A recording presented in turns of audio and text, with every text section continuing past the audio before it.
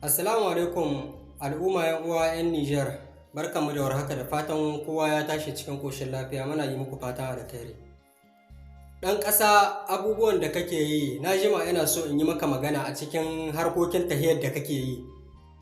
To sai na fahimci kamar kai mutum ne wanda ko da ma an yi maka magana ba kashin wannan magana, saboda kai kana ɗauka abin da ke ra'ayinka ne, ba wai ko da mutum zai iya baka shawara ba ko kuma wani abu makamancin wannan. A kawai kana ɗaukar yanayin abin da kake so ne, ko kuma wasu da suke da wani ra'ayi sai su ringa gaya maka wani abu, suna tunzura ka hakan ga suna gaya maka wani abu. Na farko ko baka san abin ba, baka san yadda yake ba, su sun sani sai su ingiza ka a cikin abin, sai su maka ruwa-ruwa, sai ka zo ka ta magana a kan shi. Kuma ƙarshe in aka zo abin sai ka ga magana ka ta tashi ga iska, ta tashi ga banza. To yana da kyau a ce mutum in za ya yin magana ya kama hujja mai ƙarhi a kan abin, ka binciki abin ciki da bai, sai ka yi magana a kan shi. Kuma magana da za ka yi a kan shi, ka yi magana wadda kake ganin cewa abin hakanan ne yake. Kakka yi magana da za ta zurfafa cikin abin da za a zo kuma a gane cewa maganar da ka yi ta yi hannun riga da abin da kai kake so ka ce. Mafi yawanci ina ganin mutane da ka yi magana sai a dinga nuna maka cewa wannan maganar da ka yi ba ta yi ba. A yanzu ka zo ka yi wata mugunya kwaɓa, ka zo ka yi wani irin damu. Ni sai cikin wannan magana taka sai na rasa gane, shin kai labari ne ake baka ko ku a'a abin da ka ji wasu da ke da wani ra'ayi su ne suke gaya maka hakanan, sai su dinga yi maka wani ingizo. Sabida kai kana ganin cewa in ka huto social media ka dinga yin magana, musamman bisa kafa TikTok da kake yin magana a kai, in ka hito ka yi za a dinga ganin magana ko gaskiya ce ko ƙarya ce. Kuma alhali magana su da suka yi maka ingiza mai kan turwa ƙarya ce suke yi. Su sun san ƙarya suke yi su da kansu, kuma sun san abin da suke gai ba hakanan ba ne ba.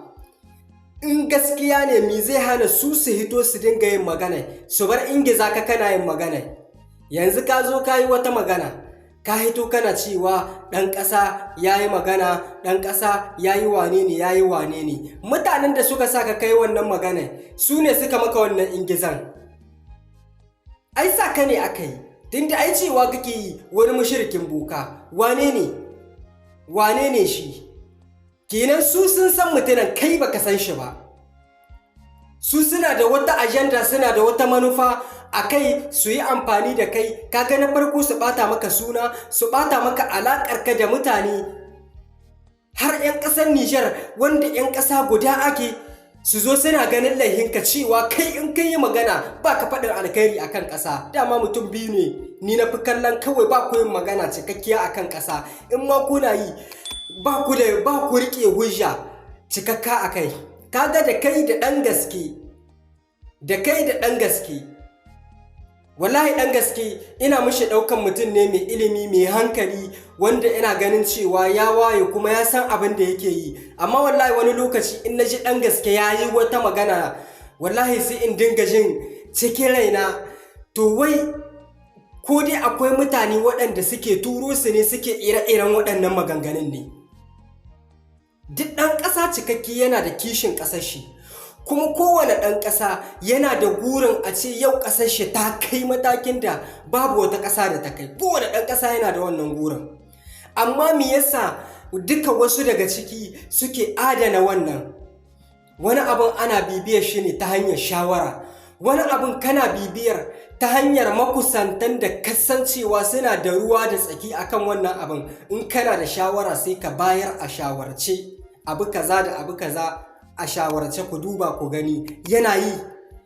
Ba haɗa ba ne ba abin, a hikimance ne kai ma kake tahiya. In kana so a yi tahiya ta ƙasa da kai, sai ka dinga tahiya a hikimance, ka kusanci mutanen da kasancewa suna da ruwa da tsaki a cikin harka ta ƙasa a koda wani lokaci, sai su dinga baka bayani na gaskiya akan abu. Ko da wani bayanin ka zo ka yi shi kuskure ne, ƙarya ce, ba haka nan bane ba, irin waɗannan mutanen za su dinga gwada maka cewa waɗannan abubuwan dukansu gyara su ake yi, kuma wani abin akwai lokacin da ake so a kai mashi, wani abin ma ana cikin aikin shi duka ba a sani ba. Amma ɗan ƙasa sai ka dinga yin abinka gaba gaɗi, ka dinga yin yadda kake so. Yanzu ka ga maganar da ka yi, bisibilillahi, ni ko da na ji wannan maganar taka na tabbatar da cewa akwai wasu mutane da suke da wani ra'ayi suke so su yi amfani da kai. Ka fahimta ko? Suke so su yi amfani da kai, ni shawara ce nake baka, suke so su yi amfani da kai akan waɗannan maganganun da suka ga kana yi, kana banɗarewa haka, kana lankwashewa haka, kana yin wane ne, sai suke so su yi amfani da kai. Ɗan ƙasa an ka duba ba kai kaɗai bane ba ɗan bagwarmaya irin wanda za a cewa ko a kawo mishi magana ya yi, ko kuma a bashi wani labari, sahihin labari ya yi, ba kai kaɗai bane ba.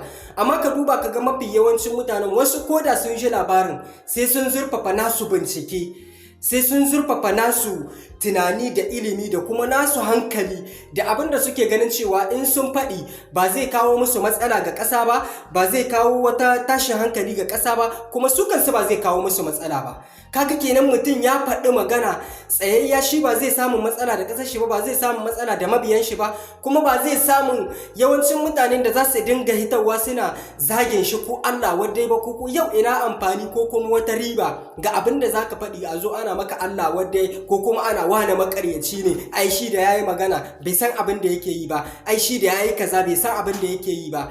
Duka waɗannan abubuwan ko ɗan ƙasa bai kamata ba a ce idan dai har ka gane cewa kana da cikakken hujja akan su ba ka dinga yin magana akan su. Kuma ko da mutum ya baka labarin, ka yi banza da shi, ka nuna kawai kai ka bari ya bari ma sai ka yi bincike. Ka ce ba za ka ƙara yin magana akan ƙasar Nijar ba, ni ba za ni baka shawara in ce ka a'a kaka ƙara yin magana akan ƙasar Nijar ba, saboda ƙasar Nijar ƙasar mu ce, da ni da kai da su da kowa har da makiyan da suke ƙoƙarin su ga sun kawo baraka a ta kowane ɓangare na ƙasa ko. Ni a shawarci abin da za ni baka, kuma in ka ji shawara ta, in kuma ta yi maka duk bayanin da za ka dinga yi ɗan ƙasa ka dinga ɗaukar shi a hujja, kuma ka dinga ɗaukar shi da hujja, kuma ka dinga ɗaukar shi ka yi bincike. Yau duk abin da za ka dinga yin bincike cikin shi, to insha Allahu in Allah ya so ya yarda ɗan ƙasa, ina mai tabbatar maka cewa wallahi ba za ka yi kuskure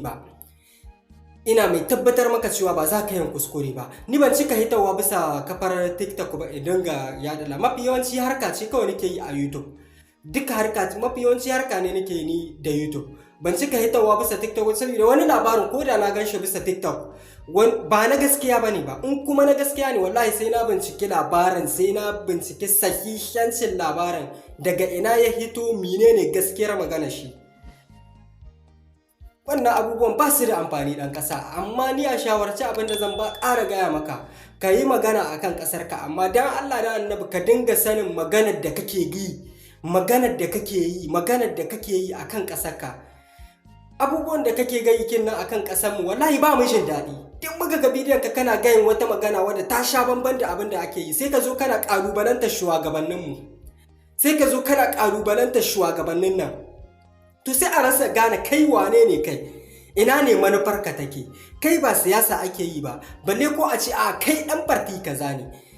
Magana ce ake yi ta a haɗa kai, kowane ɗan ƙasa ya kawo gudunmuwar shi a gina ƙasa. To kuma sai a ga kai ka bar ɗari kayan wajen. In ka tashi yin wata magana, wallahi in ka dama wata magana, mutum cikakke mai kishin ƙasa wallahi bai jin daɗin wannan magana da kake yi. To al'umma yana yi muku fatan alkhairi. Allah ya sa kuma saƙona ya kai ga ɗan ƙasa, domin dan shi na yi wannan bidiyon, magana ta akan shi ne na yi. Kenan kuna iya mai fartaje, ku yi mai sharing. Ni ban baka goyon bayan ka daina yin magana akan ƙasa ba, amma dan Allah idan za ka yi magana akan ƙasar Nijar, to ka dinga yin ta da hujja, kuma ka dinga yin ta a hikimance, ka dinga yin bincike cikin lamarinka kafin ka hudda maganarka. Fata alkhairi.